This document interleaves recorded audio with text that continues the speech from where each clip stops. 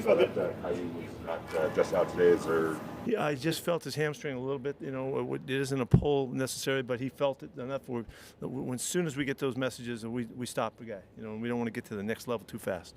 How do you feel the offensive line's coming along? I think they're getting a good feel for one another. I think it feels like there's some continuity. Colton is doing a terrific job. I'm really fired up about what Jordan's doing in the middle, and so it feels pretty solid right now. There's still room for competition on it and all, but at this point, we're feeling pretty good. Dylan is a guy that since he's got drafted, he's been a starter, and he's Mr. Consistent. Would you give us your thoughts on Dylan Parham, please? Yeah, it's interesting you bring him up. He was pissed today. He got mad at the defense getting after the running backs real late in the plays and all that. And if you notice, I was in the huddle with him. I just let him keep going, keep barking, because he was just showing who he is and how he cares and all that. He's tough. He's physical. He moves well. We don't mind putting him on the edge on some situations when we can. He's doing a good job. Tyree Wilson he's had a solid camp and has been showing up his games. He's playing him outside inside today. His presence was really felt. What kind of progress have you seen? Steady progress. The whole camp he's been doing a solid job. We've called on him in a number of ways to keep going and keep pushing. We're really trying to make sure that we put him in the right spots that takes advantage of his skills and his comfort and so that he can play at his best. So we have moved him around quite a bit, and so that continues. He's a really talented kid, and we just got to get him out there where he can do some good stuff. We didn't see Raheem out there today. Yeah, I don't know what's going on with that. I didn't know that he wasn't going to be there today. I missed it. That's my fault. You don't know.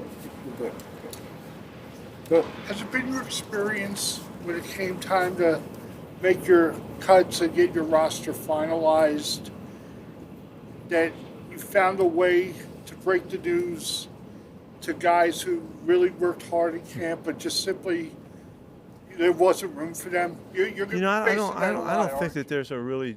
I haven't found in all of the times we've had to face that. I haven't found really the right way to do it other than just tell them exactly what you feel, and it's not always what they want to hear, But I try to come as clear to them as I can, tell them exactly what took place and why, and give them good reasoning, because I know as soon as they walk out that door, their mind is going a million miles an hour, and they're trying to figure out why and what can I do, what's next, and what's going on. And I feel for every one of them, and so just tell them straight up what the situation was, what the opportunities are, because they ain't ever over. Guys come back to us all the time, and so there is always, to me, there's always a positive look at it. It's not like see you later forever. That's not how we talk. These guys that are in this meeting room right here, they deserve to be part of this club. They have given everything they've got. I love the way that they've fought through maybe their old habits, old ways to join us and be part of the mentality that we're standing for here. And they feel like they're our guys. So when we have to do that, I'm going to try to open the avenue so that they have a sense of how they could wind up coming back to us. And it happens all the time. So we'll see. So the level of competition you were seeking going into camp was met? Yeah, we've been battling. We've been battling. It's every day. They understand that they're trying to make it hard on the guy across from them, just about to the point. Lonnie Johnson said one of our meetings when we were talking about competing, he's talking about, I'm trying to piss you off. I'm trying to make you pissed off at me, and he's talking about pushing so hard that it's uncomfortable for the guys across from him, and then you got to deal with it. And how do you respond? And do you go throw a punch, or do you kick somebody or hit somebody, or do you take it to heart and you take it as the challenge? We're trying to push it to the edge in everything we're doing, and so I feel like really good about the level of competition. Coach, you mentioned the communication between the safeties and the corners and the linebackers. Are you seeing that evolve this week? Have you been practicing on that this week as well? It's a really big deal. We've not had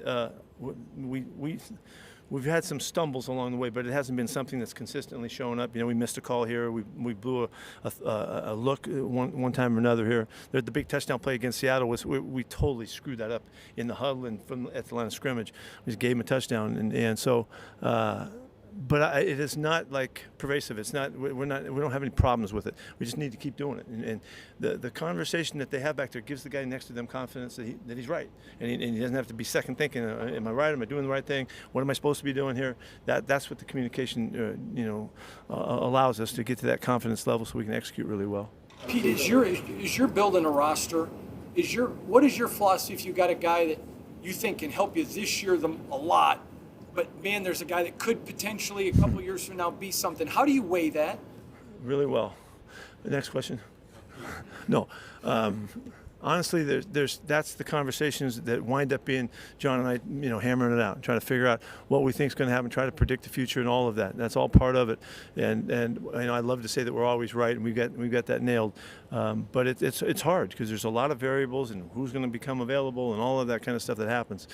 Something we just have to hammer out. We get to a conclusion and then we go forward and go and stand together on it. That's how we've always done this.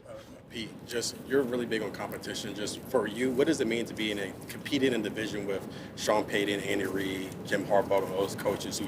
Isn't that something? Yeah, I think it's great. If you're gonna be any good, you got to beat the best teams. You have to beat them, and so if this division is loaded with that's what's going to make us what we are. And going against Andy and Sean and Jimmy down there, it couldn't be any more challenging because these guys are terrific football coaches and they're going to have a complete team. They're going to bring their kicking game. They're going to bring their run game. They're going to bring their defense, and then they're going to know how to highlight their special players. I mean, that's what this league really, I think dictates. And so, I got to get my act together. I got to play up to those guys.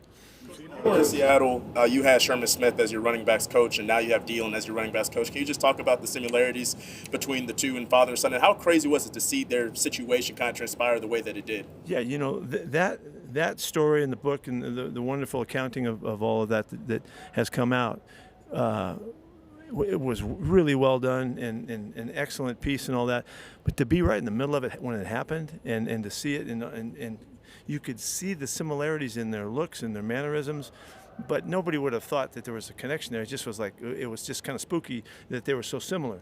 And then when we find out after the fact that, it's his pops and all that, and we were so close in that during those years that Sherm was just he was like a heartbeat for our program. He was the kind of the minister for the guys, and he had so much to share with everybody. And then to know that this story was on the back end of that, I don't know. It was really hard to digest and to take it in. But now that we see him, it makes me chuckle all the time. I see the looks, I see the mannerisms, and to know that now it is connected to Sherm, who's one of my all-time favorite guys to work with, it's just a magnificent story. Is everybody live on Saturday, or are some guys going to stay back? Yeah, everybody's live. Yeah. We've seen Terrell Edmonds take on more and more as he's been here. What have you seen from him? I like him. Yeah, he brings you the sense of the experience. I mean, you can see when you watch his film that he's done tons of stuff. He's done all of the stuff at the line of scrimmage, on the deep end, coverage-wise, blitz-wise, and so he brings that to us. And he's got a level of confidence that's obvious. And so it's a great pickup for us. And he's right in the middle of everything, right in the middle of competing for snaps and all of that. Obviously, this is us already, but final preseason game coming up, final roster cuts. What are you wanting to see out of those guys who might be teetering on the 53, 54th spot coming up? I want to see them to go out knowing that there's a lot on the line for them and play like they're capable. I don't want to do nothing crazy. I don't want to try to be like somebody else. I want them to be the best version of themselves in the face of all that may be built up in their minds. I'm going to try to calm them down as much as possible and trusting that the work that we've done, the reps that we've taken, will give them, if they can execute that on game day, again, under these circumstances, and they can handle it and deal with it really well. That's the message that you got a guy that can really compete and you can count on. It looks like you guys are really working on the connection between Gino and Dante on those deep passes. What's kind of gone into developing that between the two of them? It's ongoing. It's an ongoing process. You see G is looking for him, and he's trying to give him chances to fit in and all that. We've done a lot of it in practice. We've done, the targets we've had in the game, we're leaning towards throwing the ball down the field by design. Gino's trying to get him to come alive. Is he an over-the-top guy? Is he a back shoulder guy? What are his strengths? What does he handle best? So Gino knows how to throw the football to him. And so we're just trying to catch up on all that, and we continue to do it. If you've noticed, you guys have been here, you've seen all the deep ball drills that we've done. That's to develop the knack and the feel for the player and the thrower, and it's always good for the defense too, but there's a lot of offensive emphasis in that. Do you think Dante's looking back too soon rather than just getting down the field? He did the other night. Yeah, he put his eyes up real early, maybe 10, 12 yards down the field, which is he's so fast, you want him to use it to get him open as opposed to is the ball coming, and so part of that is them getting accustomed to, is he going to get back shouldered? Is the ball going to get thrown outside and on the boundary? You know, if when he knows that G's going up over the top, he needs to be able to believe in that and be ready for it. So it's just a process. He has not caught a lot of balls in his career. You know, he's an inexperienced guy in the program, but yet he's bright, and he's smart, and he cares, and he's trying, and G's trying to connect it all, and make it come together. How would you evaluate the progression Malcolm Kuntz has made so far through camp? I said something to Malcolm today. It's taken him a little while to feel that he's back. You know, he came out of here and ready to go, and he missed so much in the offseason that he was disappointed in. But when he finally got a chance to go, it hasn't been that long ago. I mean, it's been 3-4 weeks we've been out here, and I think it took him time to realize that he's okay and he's in great shape. And it's often with injuries, particularly lower leg injuries, knees and ankles and all that. You got to believe that it's okay, and sometimes you have to prove it. And because after all of that time, they're thinking about it and they're limping around, they got the boot on and all that, it works you. And Alex would be the first one to tell you, you have to develop your brain to allow yourself to get back to normal. And it's not so much the physical part of it. He's got all full strength, he's explosive, he's tough, fast, all of that. And he's shown it in the last 7 or 8 days and 10 days that he really is back. So we're thrilled to see that. Good. All right. Okay. Thanks, Coach. All good. Let's get it rolling. I know in the NFL you got to keep yourself on a kind of a time length type of a thing. Are you kind of getting to that point now where it's like time to start playing for real? Oh yeah. You definitely start to get to that point, you know, where you start really getting into like, for instance, like last week, coming off the first preseason game, I was kind of like, man, I'm finna get in my routine, you know. So I kind of like flipped the page, started like really studying the 49ers like a game week. So I felt prepared going into the practice, and then in the game, you know, little things that they did, you know, a lot in the previous second game and stuff like that, was able to prepare for it. So I just started getting into my routine. So when that first week come, it don't be a little off to myself and whatnot and stuff like that. So. What has the growth been like for you guys in that linebacker role? You guys are all vets, but it's the first time you guys have played with each other. Nah, it's been real fun. It's been real fun because, like, you know, just because we got so many vets in the room that then seen a lot, experienced a lot, you know, we can kind of joke and mess around, and then you got the moaning and complaining type of version of it from a standpoint of, like, okay, that's how they want to see it done. And then, you know, we go and practice and wreak havoc, and then we just talking, but we understanding what PG and Pete is calling on for us to do and stuff like that. But you able to not get too up and too high in that room, because all of us as vets, so, you know, we know what to, like, take it up and take it down a level from a standpoint of play style and what teams trying to do on certain down and distances and stuff like that. So yeah. How's it having Jamal Adams in that group, who's a newcomer for the position? Real good. Jamal, like I said, man, got a personality, the whole group do, and whatnot. Very fun guy. You know, we both from Texas, so we talk a lot of noise in the room. You know, the best football come from the state of Texas.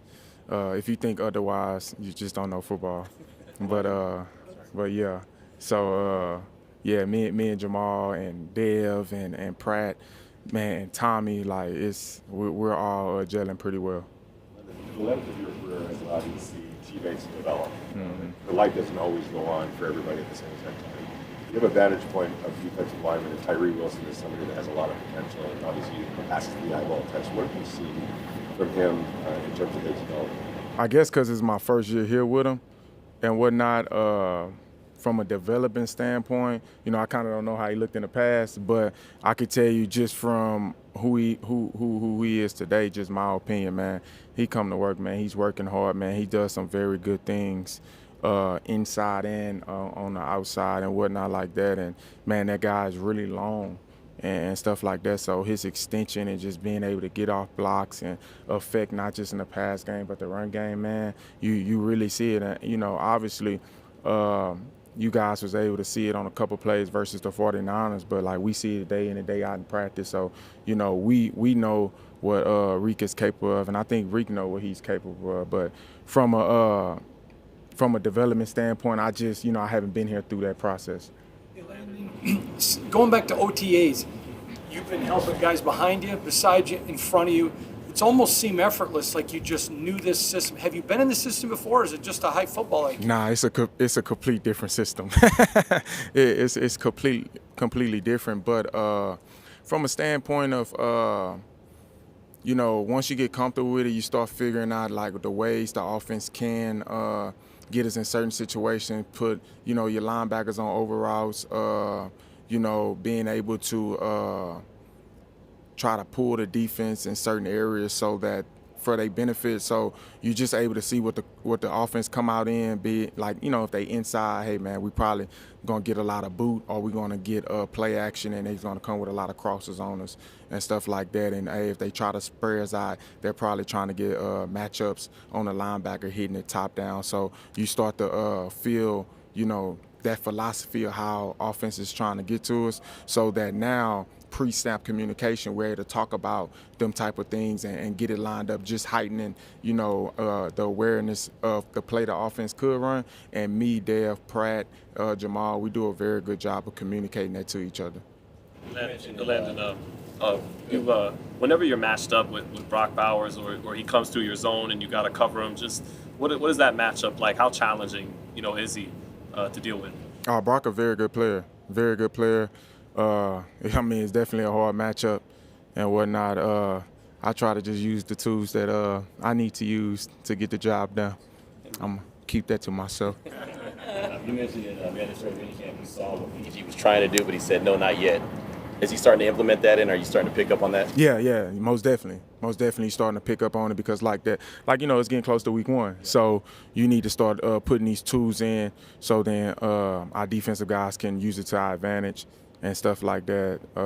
You seen a little sprinkle in the 49ers game when, Chin able to be the best player he can be by, cheating up, showing a little something, and then he out of that and, being able to make a big turnover and stuff like that. And one thing about this league is it's about who can get that ball, and stuff like that. So defensively, if we can continue to get that ball, continually create plays, no matter who's getting a turnover, we're going to be able to be a successful defense in this upcoming season. Kind of going back to talking about football IQ, how, I guess, difficult is it to kind of have to adjust to so many different defensive sets that's already on the field, but also how much fun is it to also have to be in charge of dealing with that as well? It's not that many sets. It's not that many. It's just, you got different people maybe be in, but it's kind of the same and whatnot. Not going to get too deep into it. I don't know if the New England Patriots listening to this, so I don't know, man. But I'm just messing around. But, if you understand the philosophy of PG defense, then, you can understand where they're going with, so the philosophy of the defense and whatnot. And it is some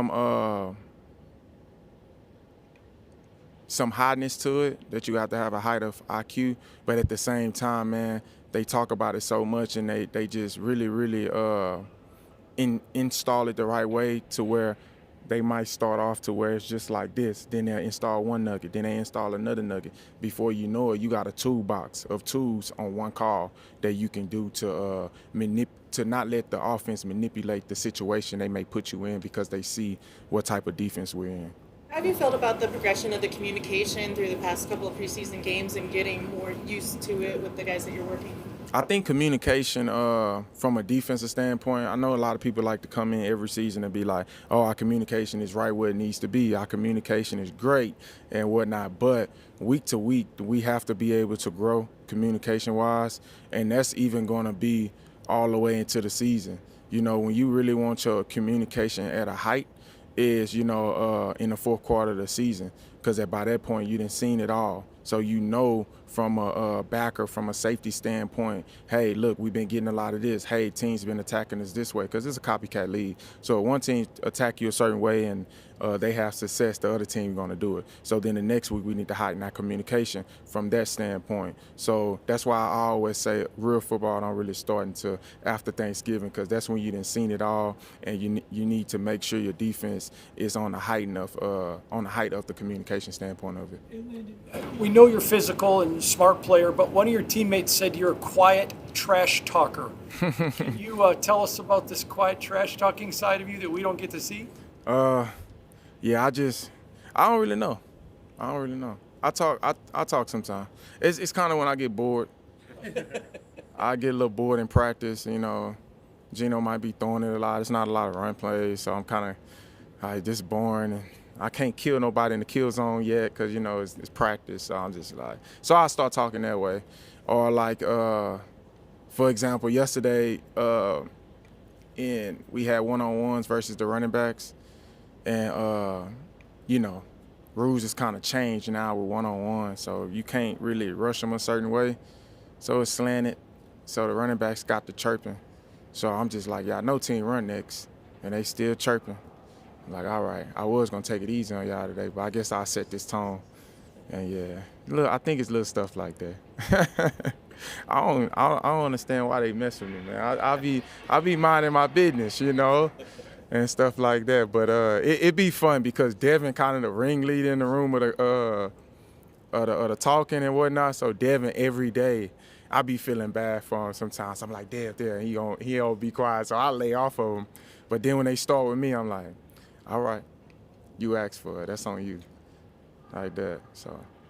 Terrell Edmonds looks like a guy that's kind of settling in. He got some reps with you guys for once today. What have you seen from him since he's come here? I've been like the real. I played with Real in Pittsburgh, so I've always knew who Real was as the person and the player and whatnot. A very smart guy, you know, big guy, but at the same time he's very fluent and very fast and whatnot. You know, obviously Real was a first-round pick, and you kind of see it in his statue and just his ability and whatnot. And man, when we signed him, man, I was just like, man, this is going to be great. And I mean, when he walked in, I was like, hey, you know, this defense fits you, man. I hope that you're able to get your opportunity to take advantage of it and stuff like that. So, you know, obviously I'm rooting for him. And at the end of the day, I'm rooting for him and every other man out there, but on our defense. But at the same time, man, I'm just glad that he's out there, you know, being able to make plays and put some good things, you know, out there, not just for himself, but for us as well. Good. Thanks, Elandon. Tyree, been having a really good camp. What a really, really good day today. Do you feel it? Are you in your zone now? I'm chilling right now. Practice over with. But yeah, man, I'm just enjoying each and every day in here with my teammates, with the coaches. Just come out, compete, go to work, and, you know, not only make the defense better, but make the offense better going against them. Were you trying to send a message early in practice with Two? I told him in here before practice I was gonna get the ball out today, but I didn't get it, so I just had to finish the play on it. You're just saying though, when the game slows down, it actually gets faster and you play faster. Are you kind of starting to notice that a little bit? Yeah, you know, I would say like the game slowed down a lot. You know, it's more just working on craft now. You know, getting the right technique. You know, and just playing with game speed and, you know, don't think, just go and then react to whatever shows up in front of you. And, you know, that's what I try to do every day. The fact that you're doing it from the outside and the inside, is there a challenge to that? Or are you pretty much over the transition from one to the other? No, I'm over it. You know, I just, you know, you got to know when you go back, you know, go outside, you got these certain techniques to do. And then when you go inside, you know, you got certain different techniques and to make the defense, you know, come to life. I know Max has been a mentor since you came in as a rookie, but guys got a lot of one-on-one time in during training camp. Have you guys worked together heading into this season more than ever, and what have you gotten out of it? Man, you know, shout out to Robbie, man. He always put me and Max together. Starting OTAs, you know, me and him always working on six tech, pass rush, you know, rush on hands, and you know, we just continue to build in the training camp, and you know, it's building a brotherhood and friendship. I feel like we closer than ever, and we're gonna continue to get closer. Last time we talked to you, you mentioned you're working more like counter moves, things like that, having more in your bag. What's that process been like for you? Man, you know, it's just at the end of the day, man.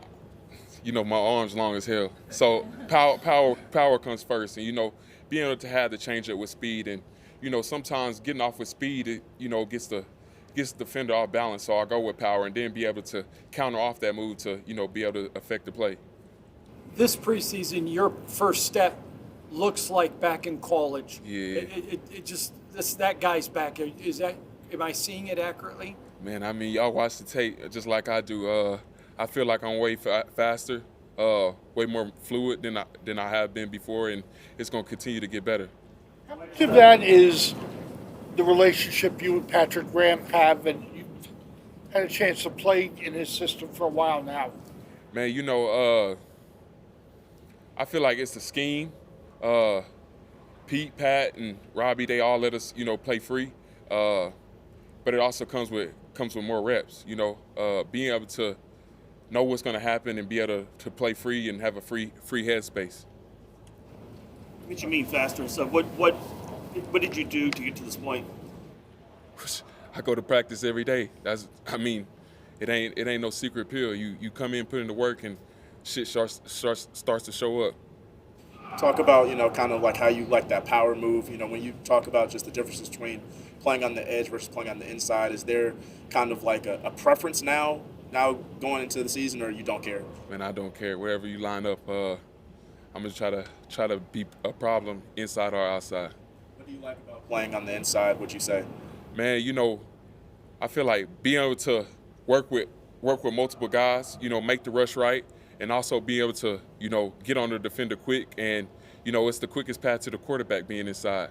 You go through the guard, the quarterback's really going to be standing right there. Tyree, a lot of guys say that the game is 10% physical, 90% mental. When you look at your own progression, what would you say is maybe changing your mindset as you go? First, I would say it's a little bit more physical than 10%. But you are right, it's more mental than anything. And, that's what I found out. I feel like when you're young, you like to think, you like to try to not make wrong plays, but that's really slowing you down. So I feel like when you go fast and try to correct it on the go, you make the plays that you want to make. Do you feel like you know something the rest of the league doesn't right now? Man, I mean they ain't here at training camp, so probably so. Yeah. I mean, how much does that excite you to show? Man, I'm excited to show up every day, and we got one more preseason game to put it on display, and then we get to the real season and be able to show it each and every week.